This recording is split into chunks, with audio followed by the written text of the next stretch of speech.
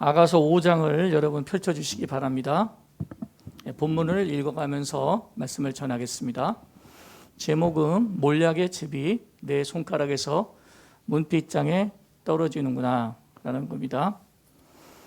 조금 이해하기가 힘든 이야기로 들리지요. 하지만 여러분들이 설명을 잘 들으시면 이제 이 이야기가 쉬워질 것이라고 생각합니다. 자, 5장을 설명하기 앞서서 지난 시간에 레바논에서부터 나와 함께 가자, 또 사자굴 표범산에서 내려오라고 했습니다. 이것은 고향을 떠나야 된다는 의미라고 여러분들에게 스토리 설명을 해드렸어요. 자, 5장은 이제 어떤 내용일까요? 5장 역시 술람미 여인의 꿈입니다. 자, 지난 시간에도 꿈이 나왔었죠. 두 번째 꿈입니다. 두 번째 꿈에 대한 이야기를 다루고 있어요. 1절입니다.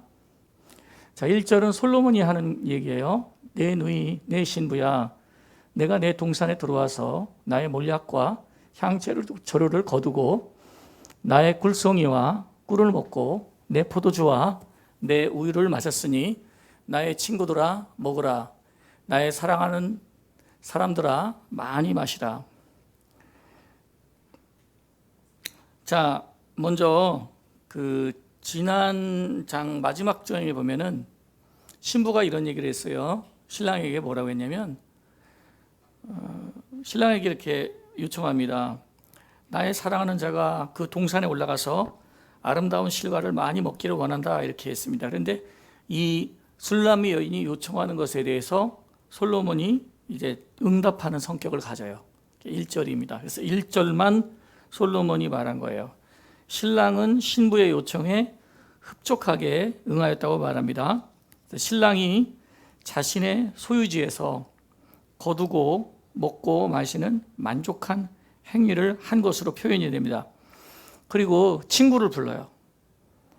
친구를 불러서 친구들과 함께 그 기쁨을 나누고 있어요. 결혼을 축하하기 위하여 모인 친구들로 보입니다. 여러 사람들과 결혼의 기쁨을 함께 나누고 있는 장면이라고 볼 수가 있어요. 내 동산에 들어와서 향재료를 거두고 또 맛있는 음식을 먹고 마시라는 그런 잔치의 기쁨, 이런 축하의 기쁨을 나누고 있다고 할 수가 있겠습니다. 이제 2절입니다. 술람미 여인의 꿈이에요. 내가 잘지라도 마음은 깨었는데 나의 사랑하는 자의 소리가 들리는구나. 문을 두드려 이르기를 나의 누이, 나의 사랑, 나의 비둘기, 나의 완전한 자야, 문을 열어다오. 내 머리에는 이슬이, 내 머리털에는 밤 이슬이 가득하였다 하는구나. 술람미 여인은요, 잘지라도 라고 하잖아요. 마음은 깨었다고 하니까 꿈을 꾸고 있는 겁니다. 2절부터는 꿈에 대한 얘기인데 꿈이 좋은 꿈은 아닌 것 같아요. 일종의 조금 악몽인 것 같아요. 먼저 신랑이 한밤중에 찾아옵니다. 방문을 열어달라고 호소를 해요. 솔로몬의 머리를 보니까 이슬이 가득한 상태였어요.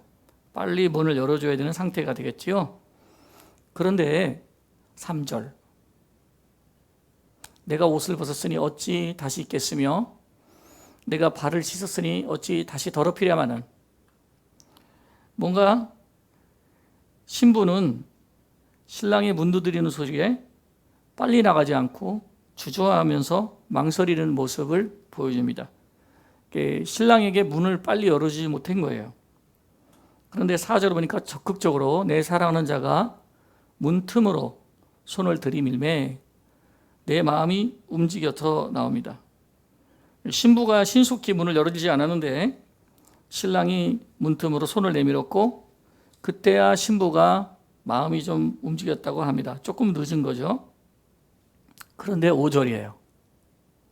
일어나 내 사랑하는 자를 위하여 문을 열 때 몰약이 내 손에서, 몰약의 즙이 내 손가락에서 문빗장에 떨어지는구나. 문을 열었는데요, 신랑은 갑자기 사라졌어요. 그런데 내 손을 보니까 뭐가? 몰약의 즙이 쭉 떨어져요. 몰약하면 귀한 거죠. 귀한 향유 아닙니까? 그 향재료.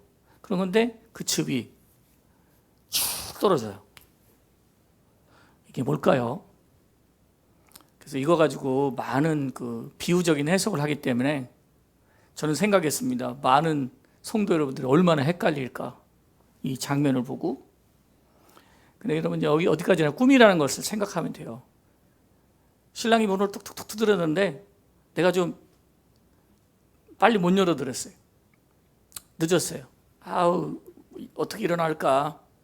그런데 늦게 열어서 딱 열어보니까 내 손에서 뭔가 쭉 밑에 상실하는 꿈이에요. 이런 꿈을 많이 꾼답니다, 여러분. 무엇인가 귀중한 것을 잃어버리는 꿈이에요. 뭔가 흘리는 꿈. 꾼 적 있어요? 뭐 그릇을 깨트리는 꿈이죠. 귀한 거 탁 깨지는 꿈. 또는 뭐 이빨이 빠지는 꿈. 또 막 길을 찾아 가야 되는데 못 가는 꿈.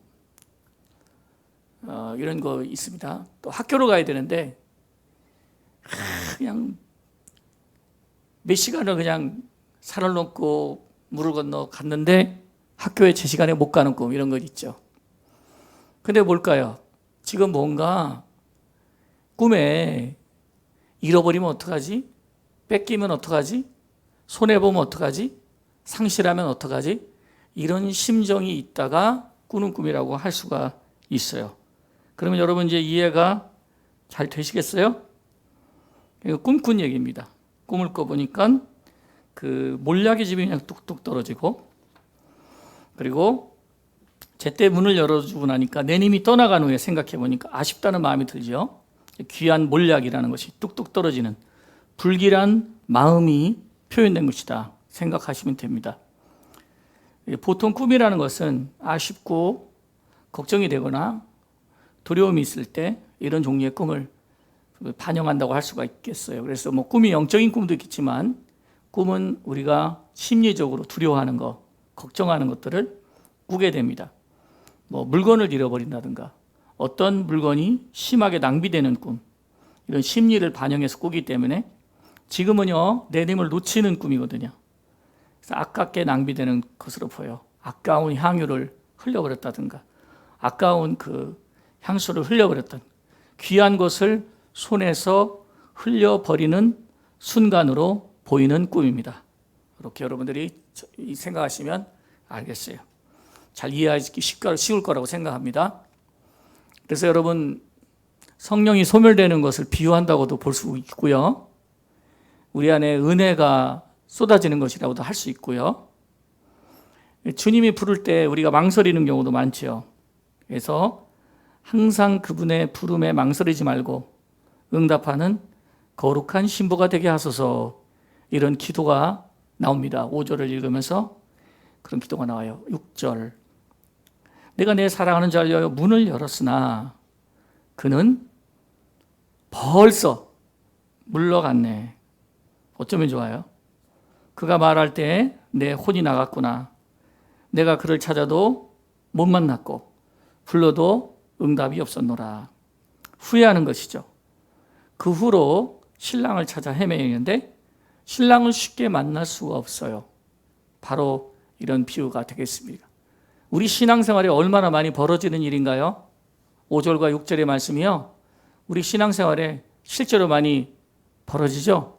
쉽게 예수님 잃어버리는 거, 또 은혜 받았다 쏟아버리는 거, 또 좋은 기회가 있어서 성령 충만을 받았는데 그 성령을 쉽게 소멸시켜버리는 거. 내 손에서 몰약의 즙이 쭉 그냥 바닥에 쏟아지듯이 손에 있던 걸 다 놓쳐버리는 것이죠. 그릇이 준비되어 있지 않으니까 쭉 흘려버리는 꿈, 이런 것들을 상징한다고 할 수가 있겠습니다. 그래서 이제 술람미 여인은 솔로몬 왕 신랑을 찾아 헤매이러 나가요. 7절, 성안을 순찰하는 자들이 나를 만남에 나를 쳐서 상하게 하였고 성벽을 파수하는 자들이 나의 겉옷을 벗겨 가졌도다. 이렇게 밤중에 여자가 나가면 험한 일을 당하겠죠. 근데 이게 실제로 나타난 일이 아니고 꿈을 꿨다는 얘기입니다. 신랑을 찾으러 나간 신부가 여러 가지 수모를 당하는 일을 만나요. 얼마나 은혜를 잃어버리면 그 다음에 회복하는 게 힘든가요? 우리가 성령을 잃어버리면 회복하는 게 힘들죠. 신랑을 잃어버리기 쉽다는 얘기입니다. 그러니까 회복하는 게 힘들다는 것. 이게 상징적인 꿈이에요. 그래서 두 가지 악몽이 있는데 몰약의 즙을 쫙 쏟아버리는 꿈, 흘리는 꿈. 두 번째는 성 안에서 못된 사람들을 만나가지고요, 상처받고 겉옷까지 뺏기는 그런 꿈입니다. 그래서 8절입니다. 예루살렘 딸들아, 너희에게 내가 부탁한다. 너희가 내 사랑하는 자를 만나거든 내가 사랑함으로 병이 낫다고 하려무나. 신부는 예루살렘 여인들에게 자신의 안타까운 감정을 토로하고 있어요. 자, 이제 예루살렘 여인들이 등장합니다. 9절. 예루살렘 여인들은 이제 장면이 바뀌어서 이제 질문해요. 자, 여자들 가운데 어여쁜 자여, 너의 사랑하는 자가 남의 사랑하는 자보다 나은 것이 무엇인가? 너의 사랑하는 자가 남의 사랑하는 자보다 나은 것이 무엇이기에 이같이 우리에게 부탁하는가? 8절에 여인들에게 부탁을 했잖아요. 근데 이제 이 예루살렘 여인들이 답변합니다. 너의 신랑의 뛰어난 점이 무엇인지 말을 해보라. 이렇게 하는 말입니다. 그러자 술람 여인이 대답합니다. 10절. 내 사랑하는 자는 희고도 붉어 많은 사람 가운데 뛰어나구나. 희고도 붉다 이렇게 표현하고 있는데요, 혈색이 좋은 상태를 나타냅니다. 또 희고도 붉다는 의미는 예수님에 대해서 적용할 수 있는 의미인데요, 거기에 대해서는 설명하지 않겠습니다. 자, 그래서 이제 신랑에 대해서 자랑을 해요. 머리는 순금 같고 머리털은 꼬불꼬불하고 까마귀같이 검구나. 12절. 눈은 시냇가에 비둘기 같은데 우유로 씻은 듯하고 아름답게도 박혔구나. 13절. 뺨은 향기로운 꽃밭 같고 향기로운 푸른 독과도 같고 입술은 백합화 같고 몰약의 즙이 뚝뚝 떨어지는구나. 손은 황옥을 물린 황금 놀이개 같고 몸은 아로새긴 상아에 청옥을 입힌 듯하구나. 다리는 순금밭에 세운 화반석 기둥 같고 생김새는 레바논 같으며 백향목처럼 보기 좋고. 그러니까 이게 이제 화반석 기둥, 또 레바논, 백향목, 각종 좋은 동식물, 재료 이런 거 다 표현하고 있어요. 뭐 까마귀, 비둘기, 또 꽃, 풀 언더, 그러니까 동물과 식물, 아름다운 동물과 식물을 비유했고, 또 화반석, 보화의 일종이라고 보시면 됩니다. 백향목도 귀중한 재료죠. 이런 보화에 비유해서 설명하고 있습니다. 16절. 입은 심히 달콤하니 그 전체가 사랑스럽구나. 예루살렘 딸들아, 이는 내 사랑하는 자요 나의 친구로다. 아멘. 네, 이렇게 마치고 있습니다. 그리고 마지막은 입이 심히 달콤하다고 신랑을 자랑하고 있어요. 자, 신랑의 모습을 보니까 어때요? 정말 흠이 없는 모습이지 않습니까? 우리에게 주신 최고의 선물이 바로 신랑이었습니다. 그렇게 생각하시면 되겠어요. 주님을 생각할 때 흠없는 신랑이다. 정말 아름다운 신랑이다.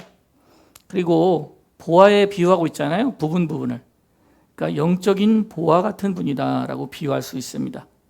그래서 주님, 당신은 누구보다도 아름다운 나의 신랑이십니다 라는 고백이 우리의 고백과 같다고 할 수 있어요. 오늘 신부는 그렇게 고백하고 있는 것입니다. 주님의 입에는 달콤한 말씀이 있습니다. 주님은 마지막 누구예요? 내 사랑이자 나의 친구로다. 예, 한번 16절을 같이 한번 읽어볼까요? 다 같이 시작. 입은 심히 달콤하니 그 전체가 사랑스럽구나. 예루살렘 딸들아, 이는 내 사랑하는 자요 나의 친구로다. 우리 예수님이 친구 되심을 명확하게 여기 표현하고 있어요. 그래서 이렇게 시적인 표현으로 연애 감정으로 표현했지만 구석구석 보면요, 주님에 대해서 정말 정확하게 표현하고 있는 것이 아가서라는 것을 알 수가 있어요. 그래서 아가서는 어떤 사람은 성경이 아니라고 그래요. 너무 조속한 연애 표지다라고 하는데 자세히 보시면은 예수님에 대한 모습이 잘 나타나 있다고 할 수가 있겠습니다. 10절. 예. 예수님에 대한 모습, 내 사랑하는 자는 희고도 불고 많은 사람 가운데 뛰어나거나 그냥 단순한 혈색을 말한 것 같지만 순결함과 또 예수님의 죽으심을 상징하는 말이라고 할 수 있고요. 그 다음에 16절. 그렇죠. 우리 예수님은 우리의 사랑하는 주시고 우리의 친구가 되십니다라고 고백할 수 있습니다. 자, 이 예수님을 어떻게 놓칠 수 있겠습니까? 자, 이제 이 5장은 다시 5절, 6절을 보면서 결말을 짓겠습니다. 5절, 6절 본문을 보여줄 필요 없고요. 제가 다시 한번 읽어드릴게요. 일어나 내 사랑하는 자를 위하여 문을 열 때 몰약이 내 손에서 몰약의 즙이 내 손가락에서 문빗장에 떨어지는구나. 내가 내 사랑하는 자를 위하여 문을 열었으나 그는 벌써 물러갔네. 그가 말할 때 내 혼이 나갔구나. 내가 그를 찾아도 못 만났고 불러도 응답이 없었노라. 자, 그래서 전국적으로 말씀드리자면 성령을 잃어버린 모습이에요. 6절은 예수님을 잃어버렸어요. 5절에서는 몰약의 즙을 쫙 흘리면서 성령을 잃어버린 모습. 또 6절에는 예수님이 멀리 떠난 모습이니까 성령의 감동이 없고 주님의 교훈이 마음에 떠난 것, 이게 신앙인에게는 큰 불행이다라는 것으로 해석해 볼 수가 있겠습니다. 사랑하는 성도 여러분, 여러분들에게 고귀한 선물은 바로 예수님이에요. 그래서 이 5장의 이제 내용을 보면 예수님을 잃을까봐 염려하는 꿈, 두 번째는 예수님에 대해서 자랑하는 마음, 예수님만 높이고 예수님만 자랑하는 마음. 참 이 신부는요, 신랑밖에 안 보이는 것 같아요, 눈에. 그래서 여러분, 우리는 끝까지 성령이 소멸되지 않고 또 예수님을 잃어버리지 않고 끝까지 잘 가길 바랍니다.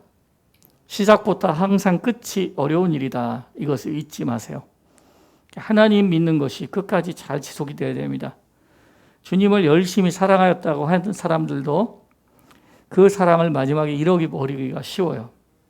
대부분 왜 사람들이 예수님에 대한 그 사랑을 잃었냐? 그 사람들의 말을 들어보면 다 사람들 탓을 합니다. 근데 신앙생활은 절대 사람을 보면 안 됩니다. 사람을 보다 보니까 실망하고요. 사람을 자꾸 보면서 우리에게 나타나는 일이 심판이에요. 심판하게 될 일들이 자꾸 마음에 나타납니다. 사람을 보게 되면 그런 일이 나타나요. 신랑은 신부를 뭐라고 부릅니까? 비둘기라고 부르잖아요. 순결한 비둘기라고 부르잖아요. 그래서 우리 자신을 비둘기처럼 지키고 뱀처럼 지혜롭게 이 믿음을 지켜나가기를 바랍니다. 순결도 필요하고 지혜도 필요해요. 우리 속에는 말씀하시는 성령이 계십니다. 그래서 이 몰약의 즙을 흘리지 마세요. 항상 여러분 주의 말씀을 듣기를 사모하는 자에겐 들릴 겁니다. 그리고 성령께 복종하려고 해야 합니다. 하나님께서는 선한 양심을 가지고 자기를 사랑하는 자를 보호하시고 그에게 반드시 은혜 베푸신다는 사실을 여러분 잊지 마시길 바랍니다. 예수님 떠난 사람, 성령이 떠난 사람 아무 쓸모가 없어요. 주님 하신 말씀이 나를 떠나서는 너희가 아무것도 하지 못하리라. 나의 사랑하는 이미여 나를 놓지 말아 주소서. 그리고 처음 시작한 주님과의 사랑이 변질되지 않고 끝까지 갈 수 있도록 해 주소서. 이렇게 나가시는 저와 여러분들이 되시기를 바랍니다. 우리 성령의 도움을 간절히 의지하고 살아가는 삶이 되어야 되겠어요. 끝까지 열매를 맺으려면 사람을 보지 않는 훈련을 해야 돼요. 우리 믿음이 끝까지 견고하고 여러분 교회 생활도 잘해야 되고요. 여러분 죽는 날까지 꼭 해야 되는 훈련이 뭐냐? 사람 안 보는 훈련을 해야 됩니다. 신앙생활 뿐입니까? 사회생활도 똑같아요. 사회생활도요. 남 볼 시간이 없을 정도로 열심히 사셔야 돼요. 왜 열심히 살아야 되느냐? 사람이 뭔가 루즈하고 나태하고 게으르면 자꾸 주변의 사람들을 보게 됩니다. 그런데 자기 일에 대해서 열정을 갖고 자기가 맡은 일을 중요하게 여기고 또 지금이라는 시간을 중요하게 여기고 지금 만나는 사람들을 중요하게 여기면 그러면 다른 거 볼 시간이 없어야 돼요. 사회생활도 그래야 잘할 수 있어요. 신앙생활은 말로 더 할 것도 없어요. 그러니까 사실 저는 사회생활이나 신앙생활이 그 원리가 다르지 않다고 생각합니다. 여러분 잘 믿다가 몰락하는 사람들의 원인이 무엇입니까? 뭐 여러 가지 원인이 있죠. 하지만 그 대부분의 원인을 보면 사람 보다가 사람이 망하는 거예요. 신앙생활이요, 흥할 수도 있고 망할 수도 있거든요. 여러분 끝까지 견고한 지혜를 가지고 가시길 바랍니다. 몰약의 즙 흘리지 말고 신랑을 놓지 말고 끝까지 갈 수 있어야 돼요. 그러니까 내가 남 보지 않고 살 수 있도록 의도적으로 사람 보는 것을 내려놓고 정리하는 시간을 가져야 돼요. 항상 그걸 하세요. 여러분 마음에 의지적으로 쓸모없는 일이다. 그리고 사람을 봤던 것을 안 그럴 수 없잖아요. 사람을 보게 되잖아요. 하지만 저녁녘이 돼서 내려놓거나 이렇게 금요일 밤 기도하실 때 다 정기적으로 그것을 청소하셔야 돼요. 우리 뭐 방 청소하듯이요. 설거지 꼭 해야 되잖아요. 밥 먹으면 꼭 설거지 해야 되듯이. 더러운 거 닦아내야 되듯이.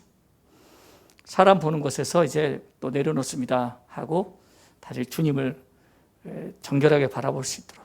주님의 모습이 어떠하며 주님의 모든 모습이 사랑스럽고 주님만 볼 수 있는 그런 아름다운 사람들이 되시길 바랍니다. 항상 시작보다 끝이 아름다운 사람이 되게 하소서. 나아가는 저와 여러분들 되시기를 축원합니다.